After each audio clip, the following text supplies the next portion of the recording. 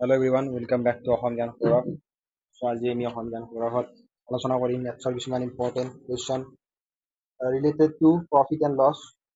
চ' number one question দি আছে Rahim mixes 26 KG of rice 20 KG per KG দৰত আৰু এটা ভেৰাইটি চাউল 37 কেজি পাৰ কিলো, সেইটো মিক্স কৰিছে 36 কেজি। ত' যিটো 36 কেজি আছে এই 36 কেজিৰ চাউলটো 20 কেজি চাউলৰ লগত মিক্স কৰিছে। 20 কেজি পাৰ কিলো চাউল আছে 26 কেজি আৰু 36 পাৰ কেজি চাউল আছে আমাৰ 30 কেজি। চ' এতিয়া মিক্স কৰাৰ পিছত দামটো হ'ল দুটাৰে মিক্স কৰাৰ পিছত দামটো 30 টকা পাৰ কিলো। চ' এতিয়া তেওঁৰ প্ৰফিট পাৰ্চেণ্ট কিমান হ'ব সেইটো দিব লাগে। ত' প্ৰথম অৱস্থাত 26 কেজি চাউল 1 কিলোত 20 টকা কিনিছে। তাৰপিছত 30 কেজি চাউল 1 কিলোত 36 কিনিছে। তাৰপিছত আকৌ এতিয়া টোটেল যিটো মিক্সাৰ তাত 56 কেজি চাউল সেইটো কিমানত বিকিছে, সেইটো বিকিছে 30 টকা পাৰ কেজি। সেইটো বিকিছে 30 টকা পাৰ কিলোত বিকিছে। গতিকে আমাক এতিয়া সুধিছে তেওঁৰ প্ৰফিট পাৰ্চেণ্ট কিমান। ত' আমাৰ ইয়াত যদি আমি এইটো পূৰণ কৰি দিওঁ 26 20 গুণ, ত' আমি পাম 520। তাৰপিছত 37 3 গুণ 1080 পাম। এই দুটা যোগ কৰি দিলে আমি পাম 0061 অৰ্থাৎ 1600 পাম। অৰ্থাৎ কিনা দামটো হ'ল 1600 টকা। তাৰপিছত যদি আমি বেচা দামটো চাওঁ, বেচা দামটো কিমান হ'ব 56 কেজিত 30 টকা, অৰ্থাৎ 56 পূৰণ 30 56 into 30 আমি পাম 1680, এইটো হ'ব আমাৰ চেলিং প্ৰাইচ। তো এতিয়া আমি উলিয়াব লাগে প্ৰফিট পাৰ্চেণ্ট।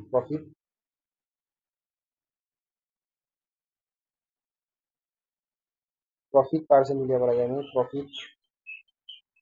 প্ৰফিট পাৰ্চেণ্ট কিমান হ'ব, বেচা দাম মাইনাছ কিনা দাম 1680 মাইনাছ 1600 টকা, এতিয়া 80 হ'ব। 80 ডিভাইডেড বাই কিনা দাম 1600 টকা পূৰণ 100। তো 00 কেঞ্চেল গ'ল। 80ক 16ৰে হৰণ কৰিলে যাব 5 বাৰ, অৰ্থাৎ লাভ হৈছে 5%। Next question 100 mangoes are brought at the rate of 350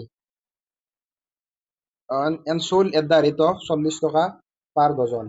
অৰ্থাৎ 100টা আম কিনিছে 950 টকা দৰত আৰু বিক্ৰী কৰিছে 1 ডজনত 48 টকাকৈ। প্ৰফিট পাৰ্চেণ্ট কিমান হ'ব। তো ইয়াত আমাৰ 100টা মেংগো কিনিছে 950 টকাত, আকৌ বিক্ৰী কৰিছে আৰু 12টাত 48 টকাকৈ। গতিকে যদি 12টাত 48 টকা হয় 100টাত কিমান টকা হ'ব বিক্ৰী দাম,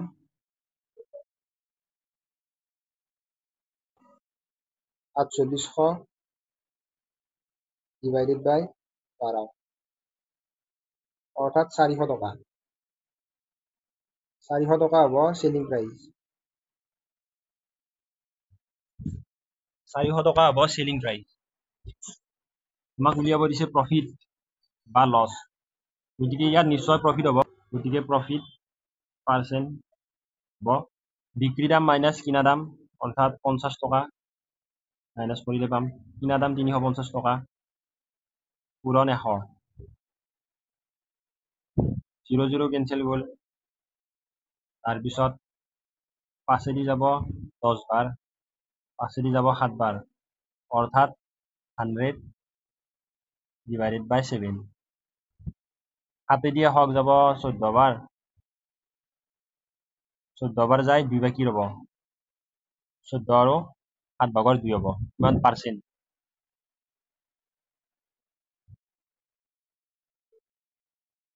next question when a cycle is sold for 18,700 টকা the ownerজনৰ লছ হয় 15%.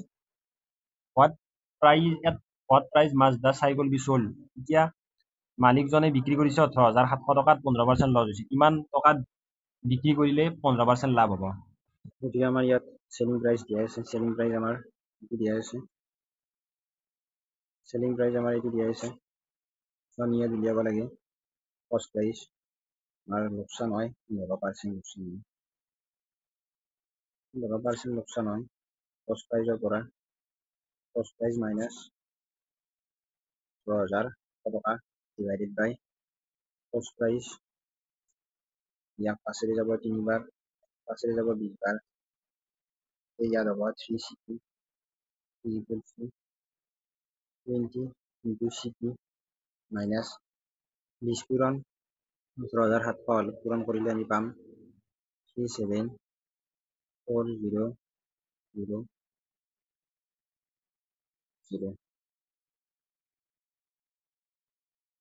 37,400 তাৰপিছত 20 ইফালে আনিলে 17 CP হ'ব আৰু মাইনাছটো প্লাছ হৈ যাব 37,400 তাত কষ্ট প্ৰাইচ হ'ব 17 34 22,000 টকা হ'ব কষ্ট প্ৰাইচ ইয়াৰ পিছত আমাক কৈছে যে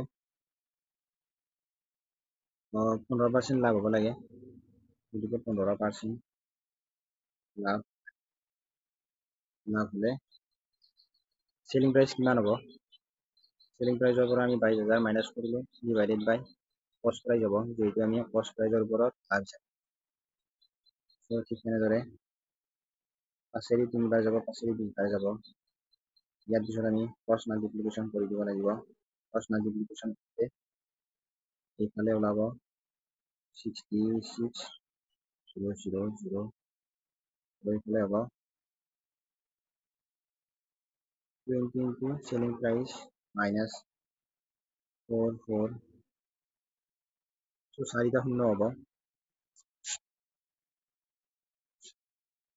তাৰপিছত কি হ'ব 20 into SP আমি এইফালে আনিলোঁ তাৰপিছত এইটা যোগ হ'ব এটা যোগ কৰিলে আমি পাম 0,0,0,605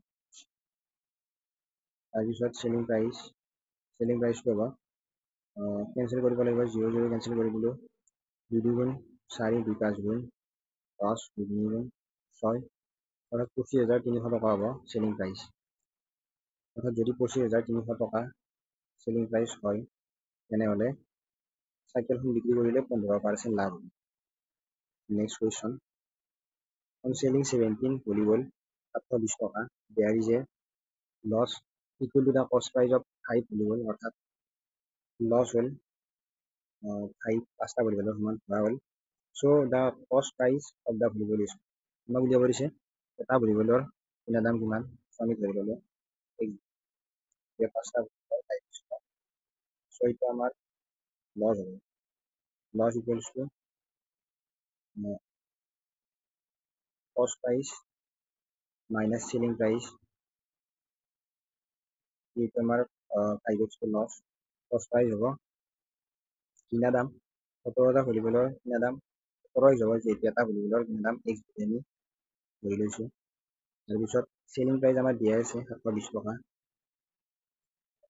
চেলিং প্ৰাইচ ইয়াৰ পিছত 17ৰ পৰা 5 গ'লে 12x পাম মাইনাছটো 5 হৈ যাব 120 তাৰপিছত 12 হৈ যাব 12 6 গুণ 72 অৰ্থাৎ এটা ভলিবলৰ কিনা দাম 60 টকা next a shopkeeper sells one window for rupees 840 টকা and gain is 20% অৰ্থাৎ এটা ৰেডিঅ' কিনে 840 টকাত আৰু লাভ হয় 20% আৰু আন এটা ৰেডিঅ' কিনে 960 টকাত আৰু লছ হয় 4% বিক্রি করে সেল করে অর্থাৎ বিক্রি করে তার 20% লাভ হয় তার 4% লস হয়। সো যিটো প্ৰথম ৰেডিঅ' আছে সেইটো ৰেডিঅ'ত 20% লাভ হয় অৰ্থাৎ 20 টকা লাভ পূৰণ 40 ইয়াত 0 কেনচেল গ'ল 12 84 যাব 7 গতিকে 700 টকা হ'ব। প্ৰথম ৰেডিঅ'টোৰ কষ্ট প্ৰাইচ হ'ব 700 টকা। প্ৰথম ৰেডিঅ'টোৰ কষ্ট প্ৰাইচ 700 টকা। এতিয়া দ্বিতীয় ৰেডিঅ'টোৰ কষ্ট প্ৰাইচ উলিয়াবৰ কাৰণে যিহেতু 100 টকাত যিহেতু 4% লছ হয় গতিকে 96 টকাত বিক্ৰী কৰে আৰু বস্তুটোৰ বিক্ৰী কৰে 960 টকাত। বস্তুটো কিনা দাম হ'ল 1000। এতিয়া আমি টোটেল চিপি টোটেল কষ্ট প্ৰাইচ কিমান হ'ব আমাৰ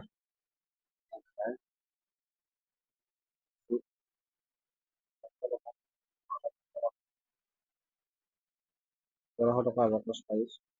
তাৰপিছত টোটেল চেলিং প্ৰাইচ কিমান হ'ব 840 যোগ 960 এইকেইটা যোগ কৰিলে আমি পাম 1800 টকা। এতিয়া আমি উলিয়াব পাৰিম। গতিকে ইয়াৰ পৰা গম পাব পাৰি যে দোকানখনৰ নিশ্চয় লাভ হৈছে প্ৰফিট হৈছে। প্ৰফিট পাৰ্চেণ্টেজ আমি উলিয়াব লাগিব। প্ৰফিট পাৰ্চেণ্টেজ 1800 মাইনাছ 1700 টকা 100 ডিভাইডেড বাই 1700 টকা কিনা দাম পূৰণ 1 টকা। ইয়াত 0 কেনচেল যাব 17 দি 100 গুণ কৰিলে 17 5 গুণ 85 যায় 15 বাকী ৰ'ব অৰ্থাৎ 5 আৰু 17 ভাগে 1% গেইন। অপশ্যন নম্বৰ 20 কাৰিব। Next by selling 90 ball for 160 টকা। So there is a loss of 20% loss হয়।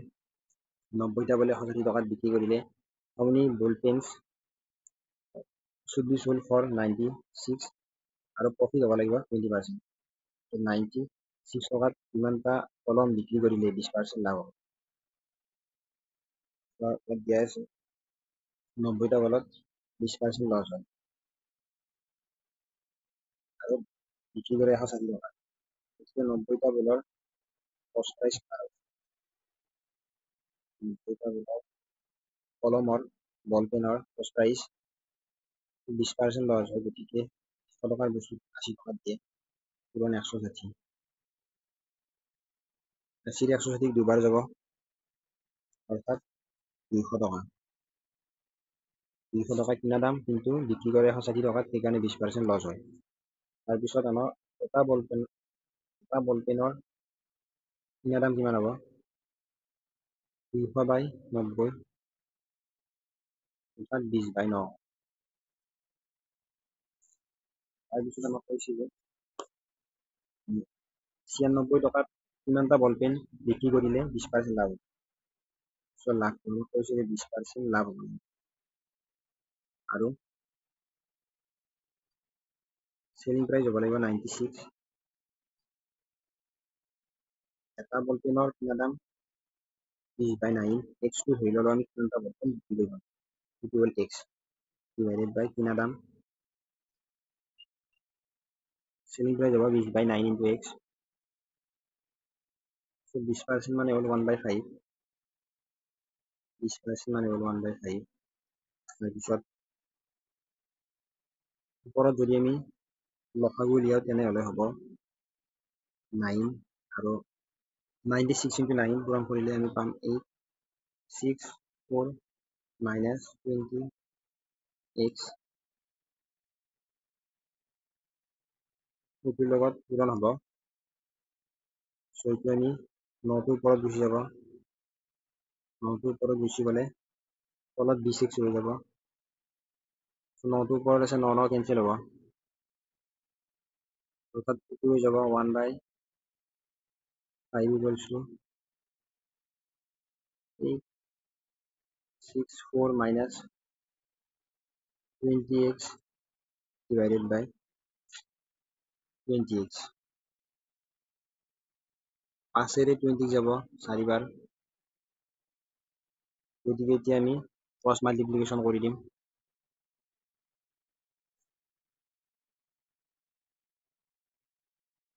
ক্ৰছ মাল্টিপ্লিকেশ্যন কৰিলে এইফালে ৰৈ যাব 4x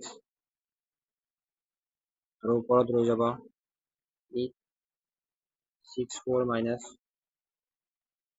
20x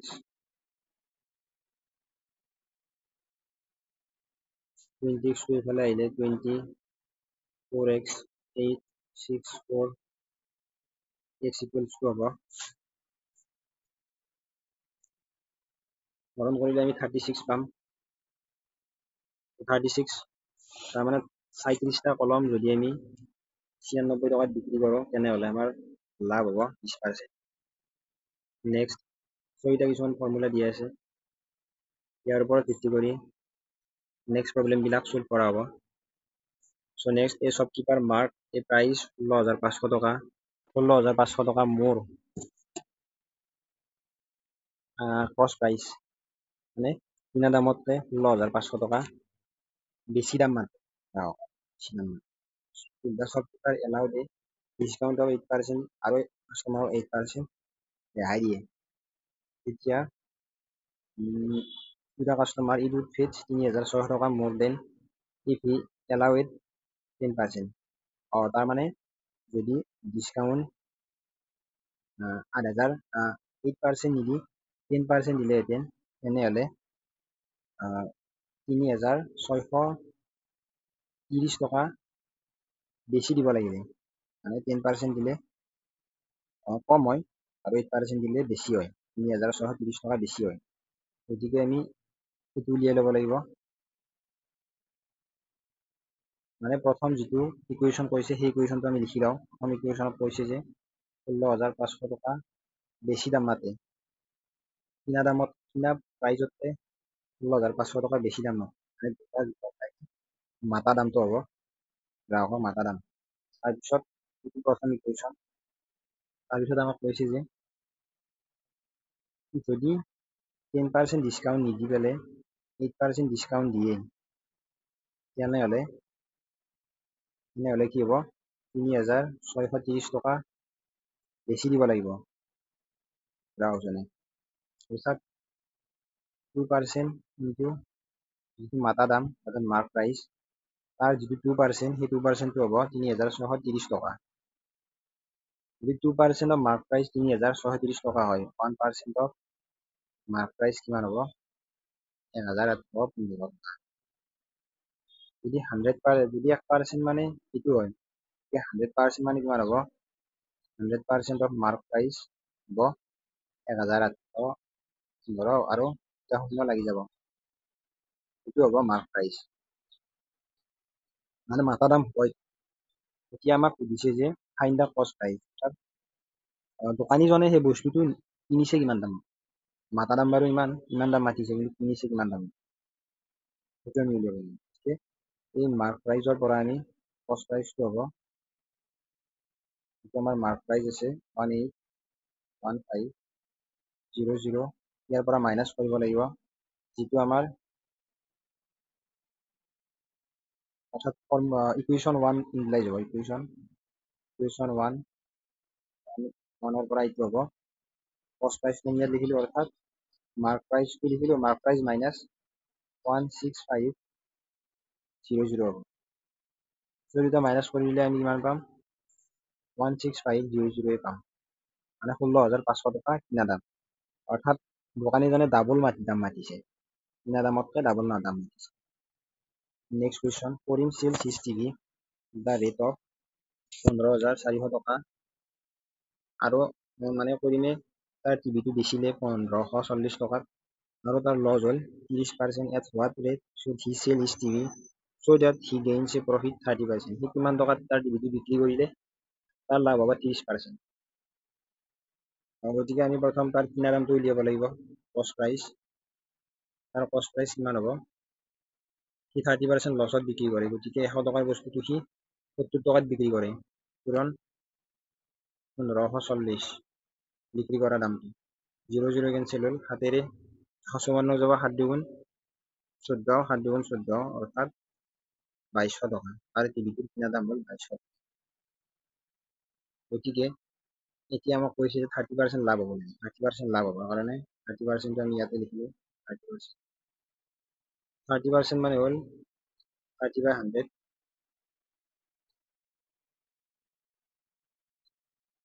00 কেনচেল। তাৰপিছত আকৌ কি কৰিব লাগিব আমি, যিহেতু তাৰ লাভ হয়, চেলিং প্ৰাইচ কিমান টকাত বেচিব লাগিব, চেলিং প্ৰাইচ উলিয়াব লাগে। চেলিং প্ৰাইচ মাইনাছ তাৰ কষ্ট প্ৰাইচ, কিনা দাম 2200 টকা ডিভাইডেড বাই কিনা দাম। এতিয়া আমি কৰিব লাগিব ক্ৰছ মাল্টিপ্লিকেশ্যন। চ' 22 3 গুণ 66, তাৰপিছত এইটো হ'ব আমাৰ 10 ইনটু SP মাইনাছ 22,000 হ'ব, তাৰমানে 10 ইনটু SP হ'ব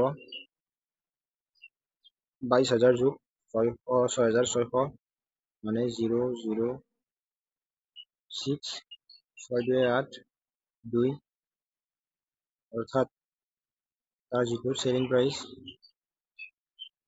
কিমান হ'ব, 10ৰে যদি এইটো 00 কেনচেল গ'লে 2860 মানে 2860 টকা যদি সি বিক্ৰী কৰে তেনেহ'লে তাৰ টিভিটোত লাভ হ'ব 30%।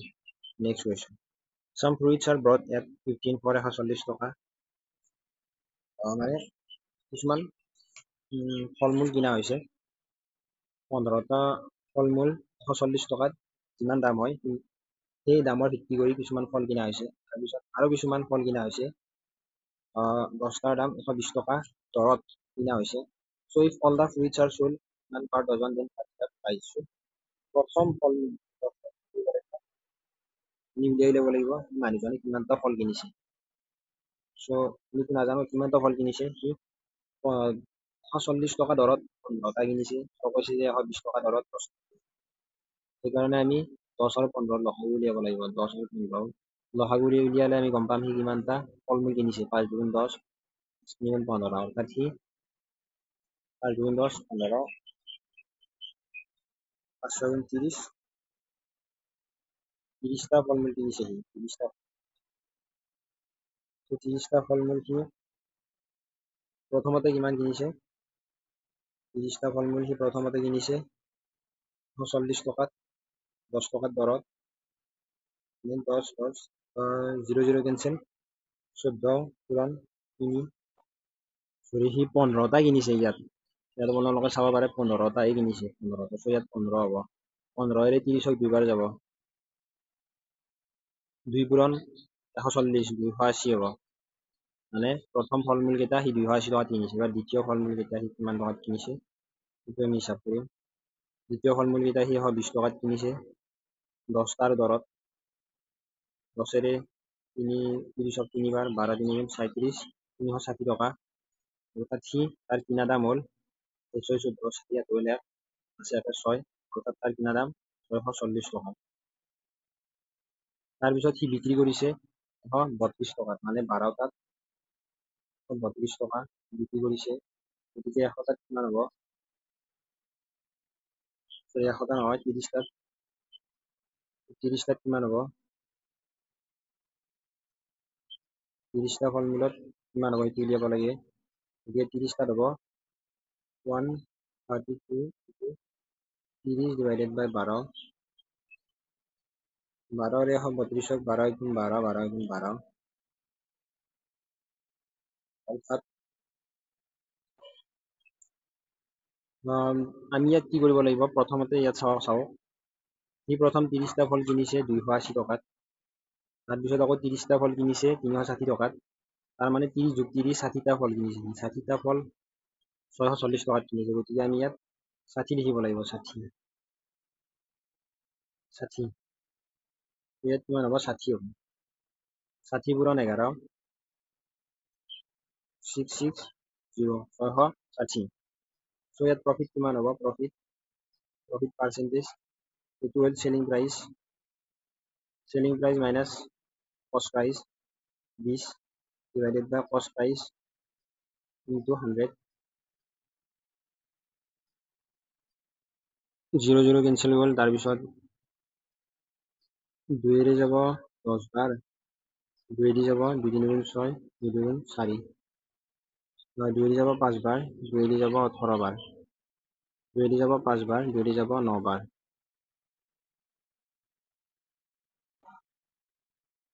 এইটো মই নতুনকে কৰিলো অলপ কিমান হ'ব 660 মাইনাছ 640 20 ওপৰত পালো 20 তলত পালো আমি 640 কিনা দামটো ইনটু 100 0 0 কেঞ্চেল 4 যাব 5 বাৰ 4 যাব 16 বাৰ 16 4 গুণ 64 তাৰপিছত 2 যাব 8 বাৰ 2 যাব 5 বাৰ তলত ৰ'ব 8 ওপৰত ৰ'ব 5 5 গুণ 25 মানে 8 3 গুণ 24 24 হৈ 1 বাকী ৰ'ব 8 ভাগৰ 1 কিমান পাৰ্চেণ্ট লাভ হ'ব মানে 3 আৰু 1/8% তাৰ লাভ হ'ব option number C is correct next a dishonest shopkeeper sells sugar কৰে 20 টকাত বিক্ৰী কৰে কিন্তু সি কিনে 15 টকা পাৰ কেজি সি বিক্ৰী কৰে 20 টকা পাৰ কেজি কিনা দাম তাৰ বেচা দাম 12 rupees আৰু এইটো এমাউণ্ট আপোনালোকে স্কিপ কৰি প্ৰশ্নটো পঢ়ি চাব পাৰে সি তাৰ কিনা দাম 15 টকা কিন্তু বিক্ৰী কৰে সি 20 টকাত তাৰপিছত সি কি কৰে এমাউণ্টটো খেলি মেলি কৰে সি গ্ৰাহকক দিয়ে 850 গ্ৰাম কিন্তু সি গ্ৰাহকক ঢাকা পাল্লাত সি তুলাচনীত খেলি মেলি কৰে মানে 1000 গ্ৰাম বুলি কয় অৰ্থাৎ 1 কেজি বুলি কৈ সি 850 গ্ৰাম দিয়ে এতিয়া এই দুটাৰ মাজত এই দুটা যদি আমি পূৰণ কৰি দিওঁ 15 পূৰণ 850 পূৰণ কৰি আমি অনুপাতত ভগাব লাগিব 20 পূৰণ 1000 5 যাব 3 বাৰ 5 যাব 4 বাৰ 0 0 কেঞ্চেল তাৰপিছত 5 যাব 17 বাৰ 5 যাব 20 বাৰ তাৰ মানে ৰেচিঅ'টো কিমান হ'ব মানে ৰিয়েল আৰু এইটো হ'ল ৰিয়েল দাম তাৰপিছত এইটো হ'ল তাৰ ৰিয়েল দাম এইটো তাৰ গ্ৰাহকক পোৱা দাম 17 3 গুণ 51 60 মানে সি 51 বস্তু 60 বুলি কয় সি কিন্তু 51 দিয়ে এতিয়া আমি ইয়াৰ পৰা প্ৰফিট উলিয়াব লাগিব 60 বুলি কয় 51 দিয়ে মানে তাৰ লাভ হয় 9 ইউনিট লাভ হয় তাৰ এতিয়া আমি ইয়াত প্ৰফিট পাৰ্চেণ্টটো উলিয়াই লওঁ 9 তাৰ লাভ হয় কিমানত 9 লাভ হয় 51ত তাৰ মূল বস্তু হ'ল 51 সেই 51টো আমি কিনা দাম হিচাপে ল'লো ইনটু 100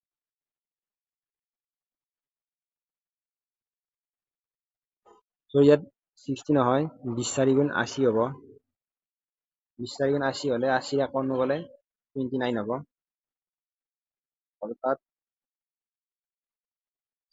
29 2900 ডিভাইডেড বাই 51 পাম এইটো যদি আপোনালোকে হৰণ কৰে তেনেহ'লে পইণ্টত ওলাব 56.86 ওলাব কিমান percent love 56.86% love option number D is correct next question hardware shop is offering 10% discount 10% discount কি কৰে 500 টকা বা তাতকৈ ওপৰৰ বস্তু কিনিলে 10% ডিছকাউণ্ট তাৰপিছত যদি আৰু 5% ডিছকাউণ্ট দিয়ে যদি এই বস্তুটো 250 টকা আৰু 500 টকাৰ মাজত হয় আৰু 1% ডিছকাউণ্টো দিয়ে যেতিয়া বস্তুটো কেছত দিয়ে তাৰপিছত এটা কাষ্টমাৰে কি কৰিলে কেছ দি পেলাই 25 পেকেট বিস্কুট কিনিলে আৰু এক পেকেটৰ দাম 30 টকা গতিকে কাষ্টমাৰজনে কিমান টকা দিব লাগিব এতিয়া বস্তুটোৰ দাম কিমান মাৰ্ক প্ৰাইচ 25 পূৰণ 30 25 3 গুণ 75 মানে 750 টকা বস্তুটোৰ দাম হ'ব হিচাপ কৰা কিন্তু তাতে ডিছকাউণ্ট লগাব লাগিব। তাৰমানে 750ৰ প্ৰথম 750টো যিহেতু 500 বেছি, গতিকে 10% ডিছকাউণ্ট লাগিব। 750ৰ পৰা 10% হ'লে 75 হ'ব। 750ৰ 75 গ'লে 675 হ'ব। তাৰপিছত আকৌ এটা কথা কৈছে যে আমাক 1% ডিছকাউণ্ট দিয়ে। 675ৰ 1% হ'লে 1/100, তাৰমানে 1/100 কিন্তু 675 মানে 6.75 হ'ব। 675 মাইনাছ 6.75 হ'ব। 1%টো মাইনাছ কৰিব লাগিব। 1% মাইনাছ কৰিলে আমি কিমান পাম? 5ৰ 5 গ'লে 0, 9ৰ 7 গ'লে 2, তাৰপিছত 14ৰ 6 গ'লে 8, তাৰপিছত ইয়াত 6 থাকিব, 6 668 এইটো 10ৰ 5 গ'লে 5 হ'ব। এইটো এনচাৰ হ'ব। Option number 20 correct. 668.25 টকা। Next question, Reshma bought 36 kg of sugar for 1040 টকা। 1040 টকাত কিনিছে 37 কেজি চেনি আৰু প্ৰফিট কিমান হৈছে? Selling price of 10 KG. 10 কেজিৰ বিক্ৰী কৰিলে যিমান দাম সিমান তাই লাভ হৈছে। তাৰমানে প্ৰথম আমি লাভ দেখি লওঁ। লাভটো হ'ল 10 কেজিৰ বেচিলে যিমান 10 কেজিৰ বেচা দাম যিমান সিমান লাভ, অৰ্থাৎ 10 পূৰণ selling price. So' profit equals to selling price minus কষ্ট প্ৰাইচ।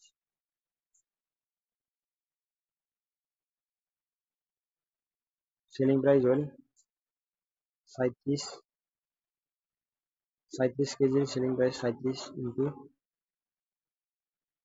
SP আৰু কষ্ট প্ৰাইচ 36, কষ্ট প্ৰাইচ হ'ল 36 ইনটু কষ্ট প্ৰাইচ 37 কেজি। তাৰপিছত কি হ'ব? এইটো মাইনাছ হ'ব 26 into selling price equals to 36 into কষ্ট প্ৰাইচ। চ' কষ্ট প্ৰাইচটো আমাক দিয়া আছে 1040 টকা। 26 into selling price equals to কষ্ট প্ৰাইচ আমাক দিয়া আছে 1040 টকা ইকুৱেলছ টু চেলিং প্ৰাইচ কিমান হ'ব? 1040 ডিভাইডেড বাই 26। যদি আমি হৰণ কৰোঁ কিমান পাম?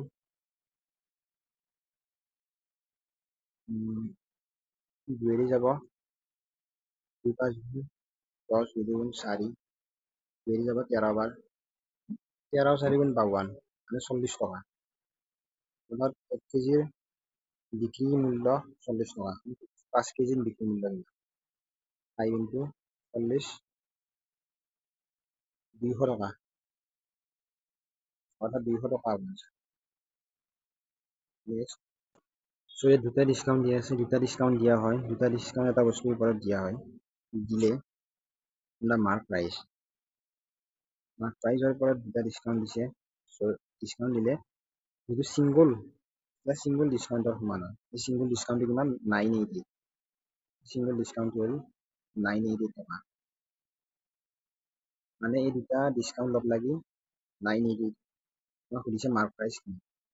চ' আমি দুটা ডিছকাউণ্ট লগ লাগি এটা ডিছকাউণ্ট কৰি ল'ব লাগিব। চ' তাৰ কাৰণে আমি এটা ফৰ্মুলা আছে 40 + 20 minus 40 into 20 divided by 100 কিমান হ'ব? 60 minus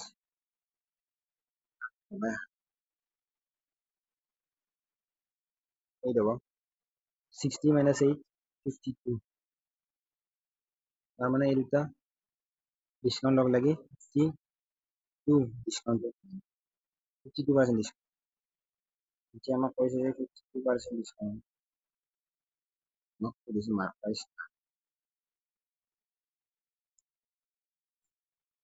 মাৰ্ক প্ৰাইচটো আমাক কি বুলি কৈছে? ডিছকাউণ্ট 52% যিটো 52% ডিছকাউণ্ট সেইটো হ'ল 988 so into 100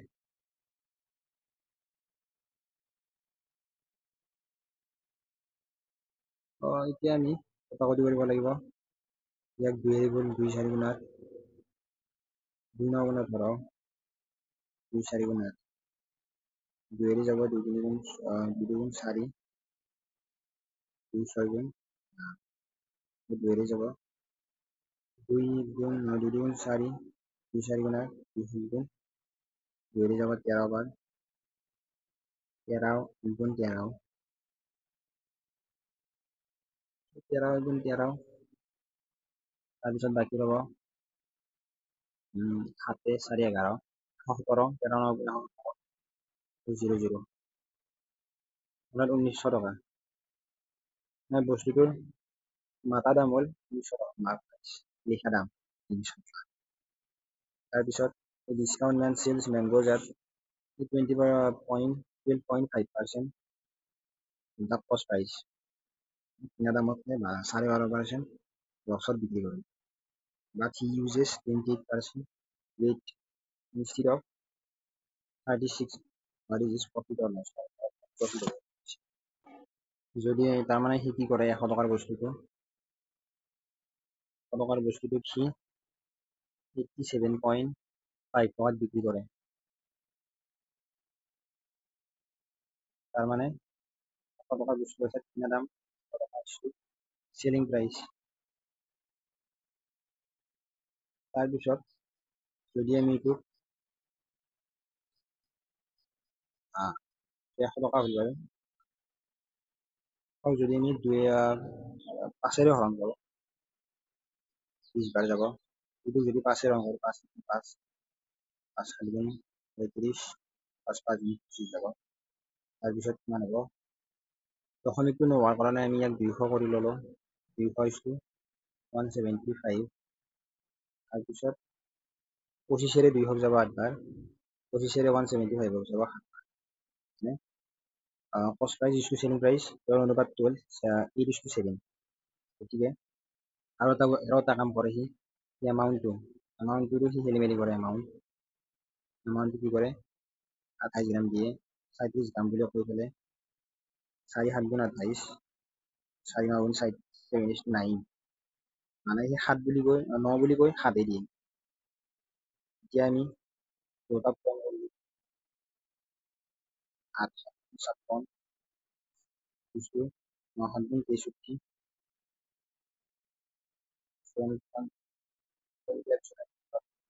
63 এইটো যদি আমি 7 হৰণ কৰোঁ 7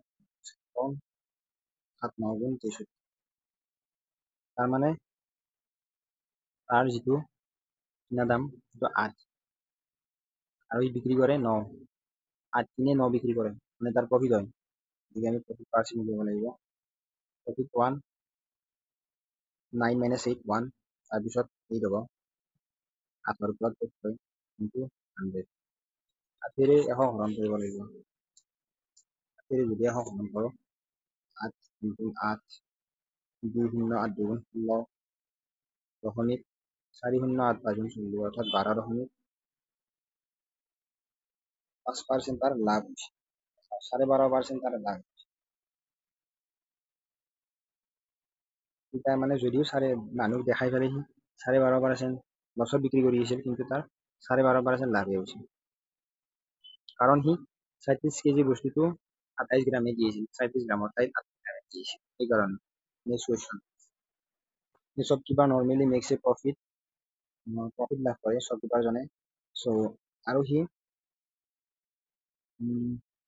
900 গ্ৰাম দিয়ে 1 কেজিৰ জেগাত সি 900 গ্ৰামে দিয়ে কাৰণ তাৰ মেচিনটোত অলপ খেলি মেলি হৈ আছে সি কি কৰে 10% লেছ কৰে ডিছকাউণ্ট দিয়ে 10% তাৰ লছ কিমান প্ৰফিট কিমান লছ হ'ব নে প্ৰফিট হ'ব যদি লছ হয় কিমান পাৰ্চেণ্ট যদি প্ৰফিট হয় কিমান পাৰ্চেণ্ট এতিয়া আমি আগতে নিচিনাকৈ কষ্ট প্ৰাইচটো চেলিং প্ৰাইচৰ মাজত ৰেচিঅ' উলিয়াই লওঁ মানে সি 100 টকাৰ বস্তুটো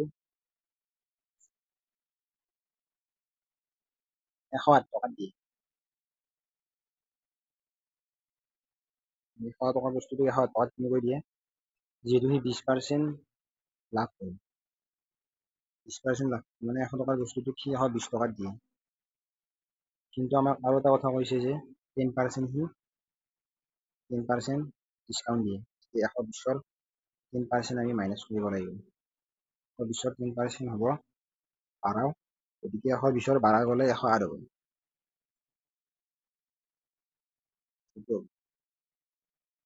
গতিকে আমি যদি 4ৰে যাব, 4ৰে 25 বাৰ, 4 2 8, 4 7 28। তাৰপিছত সি এমাউণ্টত খেলি মেলি কৰে।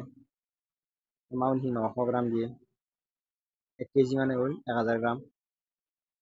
তাৰমানে সি 9:10 9 দিয়ে, 10 বুলি কৈ পেলাই 9হে দিয়ে। এতিয়া আমি উলিয়াব লাগে 40%। 4 পূৰণ কৰিব লাগিব আমি। 25 পূৰণ 9,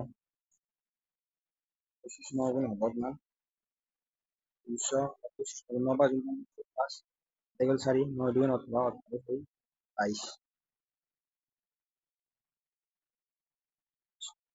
27 10 গুণ 270। তাৰপিছত তাৰমানে সি 225 টকাৰ বস্তু এটা 270 টকাত দি দিলে, ৰেচিঅ'। ইয়াৰ পৰা আমি প্ৰফিট পাৰ্চেণ্ট উলিয়াব লাগিব।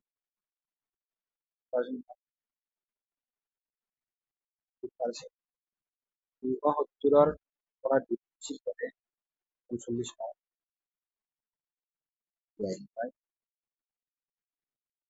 225 কিনা দাম সেইটো দিব লাগিব। 100। এতিয়া আমি কি কৰিব লাগিব? 25ৰে এইটো 9 গুণ 225, 4 গুণ 100, 45 পূৰণ 4, 4 গুণ 2 0 8 গ'ল 2, 4 4 16 2 18, 9/9, তাৰমানে 20%। তাৰমানে সি 20% লাভ। 20% লাভ। Next, Manoj earns a profit of 25% on selling at 15% discount on the printed price. Find the ratio of printed price and cost price, মানে mark price. লিখা দাম আৰু কিনা দামৰ মাজত ৰেচিঅ' উলিয়াব দিছে। লিখা দাম মানে আমি ধৰি ল'ব মাৰ্ক প্ৰাইচ, কিনা দাম মানে হ'ল কষ্ট প্ৰাইচ। মাৰ্ক প্ৰাইচ কিমান? 100 প্লাছ যিটো প্ৰফিট হৈছে। প্ৰফিট কিমান হৈছে? 25%। প্ৰফিট 25%। 25 হ'ল প্ৰফিট। আৰু তাৰ যিটো কষ্ট প্ৰাইচ হ'ল 100 টকাৰ বস্তুটো সি ডিছকাউণ্ট দিয়ে কিমান? 15% ডিছকাউণ্ট দিয়ে। 15% ডিছকাউণ্ট দিয়ে, তাৰমানে 100 টকাৰ বস্তুটো 15 টকা কম কৰে, মানে 100 মাইনাছ 15 কিমান হ'ব? 100 মাইনাছ 15 কৰিলে হ'ব 85, ওপৰত হ'ব 125। তাৰমানে 5ৰে যদি আমি কটাকটি কৰোঁ, এইটোকো কাটো, 5 2 গুণ 10, 5 2 গুণ 25, 17 5 গুণ 85।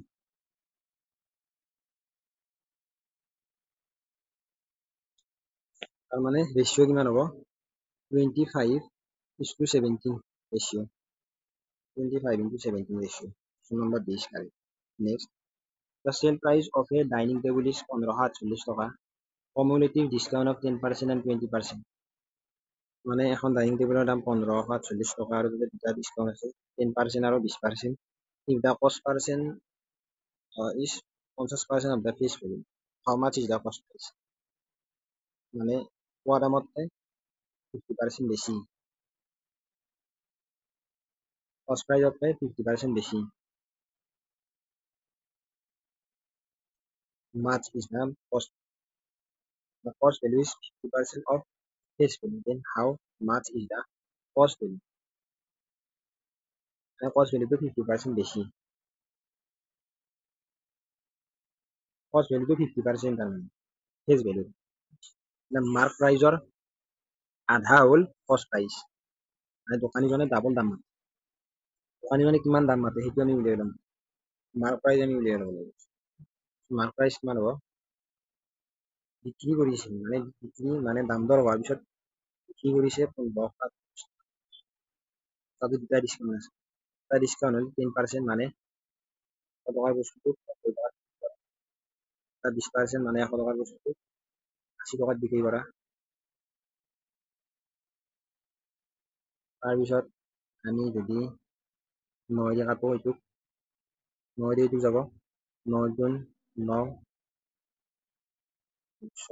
64 9 7 গুণ 63 18 9 দুগুণ 28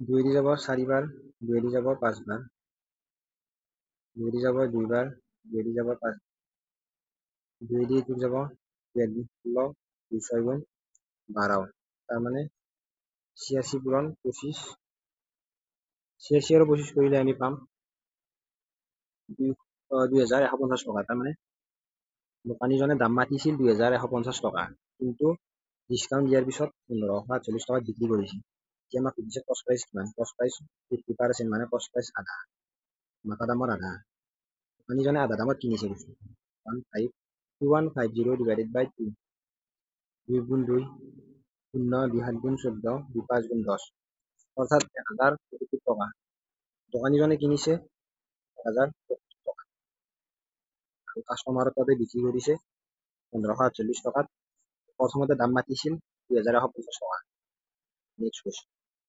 shopkeeper with an increase of 47% in the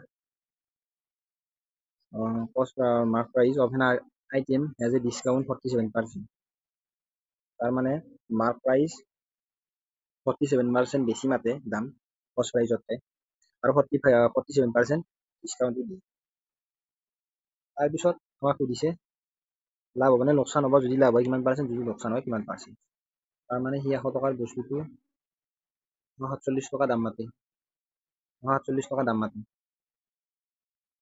এতিয়া আমি কি কৰিম বস্তুটোৰ সেলিং প্ৰাইস উলিয়াই ল'ম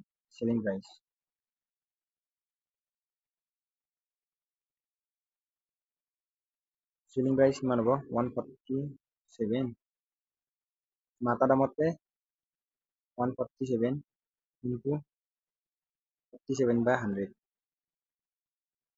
মাতা দামতকৈ 47% ডিসকাউন্ট দিয়ে সেলিং প্ৰাইস দুটা পূৰণ কৰিলে আমি কিমান পাম 147 into 47 6909 divided by 100 মানে 147 minus 6909 মাইনাস করো দাম 77.91 তার মানে বস্তুটোৰ কিনা দাম আমি 100 টকা বুলি ধৰি লৈছিলো 47% বেছি দাম মাতে 47 টকা আকৌ 47% ডিসকাউন্ট দিয়ে ডিসকাউন্ট দিয়াৰ পিছত বিক্ৰী হ'ল বস্তুটো 77.91 তাৰ মানে বস্তুটো লছ হৈছে এতিয়া আমি কিমান পাৰ্চেন্ট লছ হ'ল সেইটো উলিয়াব কিমান পাৰ্চেন্ট লছ হ'ল 100 পৰা আমি 77.91 যোগ কৰিম 10 1 গ'লে 9 9 9 গ'লে 9 7 গ'লে 2 9 7 গ'লে মানে 22.09% লছ হয় next cost price of this article is equal to selling price of X article if the profit is 25% in the value of X is তাৰ মানে আমাক কৈছে যে cost price 25% লাভ হয় 25% লাভ বুলি কৈছে আৰু কৈছে যে 20টা বস্তুৰ কিনা দাম এক্সট্ৰা বস্তুৰ বেচা দামৰ 25% লাভ হয় গতিকে বেচা দাম মাইনাস কিনা দাম divided by কিনা দাম divided by কিনা দাম 25 by 100 মানে 1/4 selling price কিমান বুলি কৈছে selling price হ'ল 20 into cost price এক্সট্ৰা বস্তুৰ কিনা দাম হ'ল এইটো এক্সট্ৰা বস্তুৰ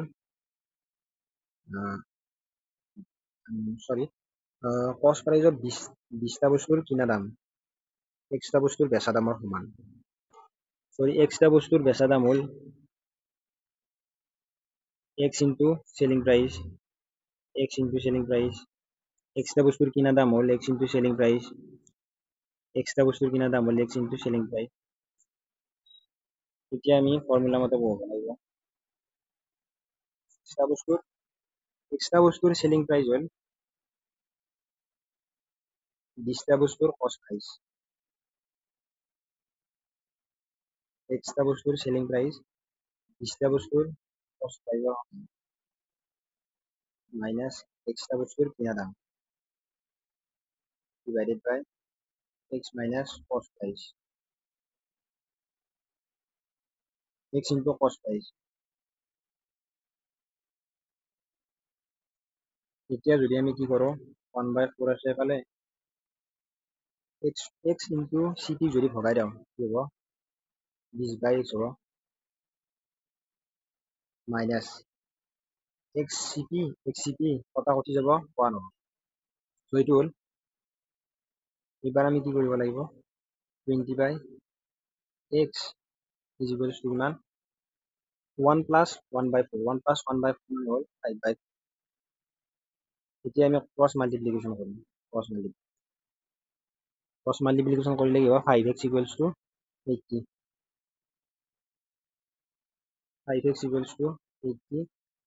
তাৰমানে x ইকুৱেলছ টু 16/80 আনসাৰ হ'ব 16। Next so if the selling price is double the profit triples in the profit percent কৈছে যে প্রফিট আমি জানো যে কিনা দাম বেচা দামৰ পৰা কিনা দাম মাইনাছ কৰিলে আমি প্ৰফিট পাওঁ। এইটো এটা তাৰপিছত আমাক কৈছে যে প্ৰফিট আমাৰ 3 গুণ হ'ব যদি আমি সেলিং প্ৰাইস 2 গুণ কৰোঁ প্ৰফিট আমাৰ 3 গুণ হ'ব। এইটো আমি 2 নম্বৰ ইকুৱেশ্যন বুলি ধৰি লওঁ। তাৰপিছত এতিয়া যদি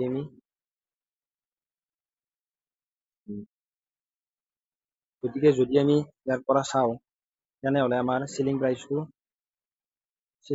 প্ৰফিটৰ 2 গুণৰ সমান। এইটো আমাৰ ইকুৱেশ্যন 3। এতিয়া ইকুৱেশ্যন 3 in 1 আমি বহাই দিব লাগিব। Profit equals to selling price মানে হ'ল টুৱাইচ p ও কষ্ট প্ৰাইস মানে কষ্ট প্ৰাইস আৰু সেলিং প্ৰাইস সমান। এইটো ইকুৱেশ্যন নম্বৰ 4 বুলি ধৰি ললো। এতিয়া ইকুৱেশ্যন 4 আৰু 3 পৰা আমি পাম 4ত আছে এই দুটা সমান 3ত আছে টুৱাইচ p আৰু ইকুৱেলছ টু সেলিং প্ৰাইস গতিকে সেলিং প্ৰাইস ইকুৱেলছ টু ইমান টুৱাইচ p আছে টুৱাইচ p মানে আকৌ কষ্ট প্ৰাইস আৰু প্ৰফিট সমান 2 ইনটু কষ্ট প্ৰাইস 2 ইনটু কষ্ট প্ৰাইস তাৰমানে সেলিং প্ৰাইসটো কষ্ট প্ৰাইসৰ 2 গুণ। এতিয়া আমাৰ প্ৰফিট পাৰ্চেন্ট উলিয়াব লাগিব। প্ৰফিট পাৰ্চেন্ট কিমান সেলিং প্রাইস মাইনাস কষ্ট প্রাইস ডিভাইডেড বাই কষ্ট প্রাইস ইনটু 100 সেলিং প্রাইস মানে আমি পাইছিলো যে সেলিং প্রাইসটো কষ্ট প্ৰাইসৰ 2 গুণ টুৱাইচ ইনটু কষ্ট প্ৰাইস মাইনাস সেলিং প্ৰাইস বাই ইনটু কষ্ট প্ৰাইস ইনটু 100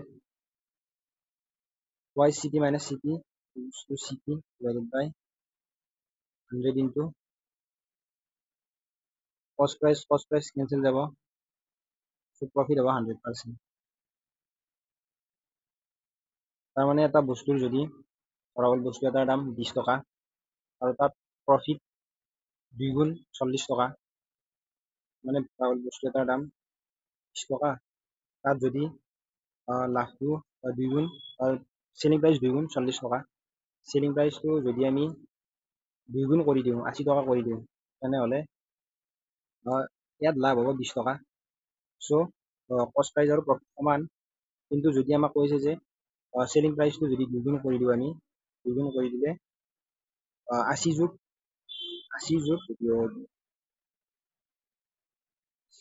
চেলিং প্ৰাইচটো যদি আমি দুগুণ কৰি দিওঁ, ইয়াত চেলিং প্ৰাইচটো দুগুণ কৰি দিব দিছে, দুগুণ 40 দুগুণ 80, 80 যোগ 20 100, 100 কৰিলে কিমান হ'ব?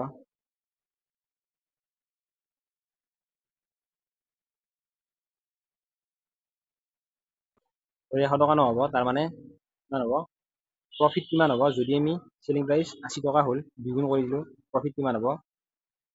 80 মাইনাছ 20, 60 টকা। তাৰমানে আগতে আছিল 20 টকা, তিনিগুণ হৈ গ'ল, 60 টকা হৈ গ'ল। চ' বস্তুটো এনেকুৱা ধৰণে হ'ব। চ' আশা কৰোঁ আপোনালোকে বুজি পাইছে। মই আৰু একবাৰ কৈছোঁ, চ' বস্তু এটাৰ দাম আমি ধৰা হৈছোঁ 20 টকা, 20 টকা বস্তুটোৰ দাম। আমাক কৈছে যে কষ্ট প্ৰাইচ হ'ল দুগুণ চেলিং প্ৰাইচৰ, গতিকে চেলিং প্ৰাইচ হ'ব 40 টকা, 40 টকা হ'লে লাভ হ'ব 20 টকা, 40 মাইনাছ 20, 20 টকা। তো কৈছে যে চেলিং প্ৰাইচটো আমি দুগুণ কৰি দিব লাগে, দুগুণ কৰি দিলে লাভটো তিনিগুণ হয়। চেলিং প্ৰাইচটো দুগুণ কৰি দিলে 80, 80 মাইনাছ 20, 60 টকা, অৰ্থাৎ 20ৰ তিনিগুণ 60 টকা, প্ৰফিটটো তিনিগুণ বাঢ়ি যায়। চ' এনেকুৱাকৈ হ'ব। Thank you everyone, follow' and subscribe Asom Gyan Sourav, thank U.